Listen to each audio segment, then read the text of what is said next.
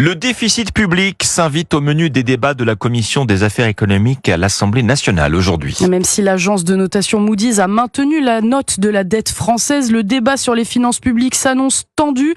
Barthélémy Philippe, le ministre délégué au compte public Thomas Cazenave, va détailler le plan de bataille pour réduire le déficit public au plus vite avec une ambition osée, revenir sous les 3% d'ici à 2027. Oui, après avoir gelé 10 milliards d'euros de crédits ministériels en février, Bercy doit dégager 10 milliards de plus d'ici la fin de l'année pour tenir sa trajectoire budgétaire.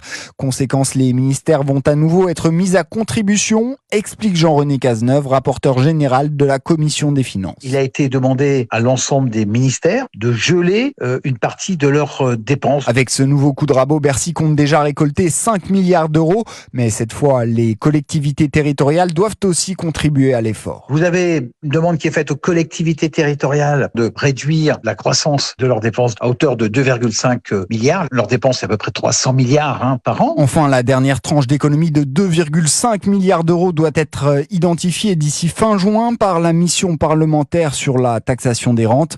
La piste la plus chaude, c'est le durcissement de la taxe sur les super profits des énergéticiens. Elle a rapporté seulement 300 millions d'euros en 2023, alors que l'État en attendait 3 milliards. Barthélémy Philippe.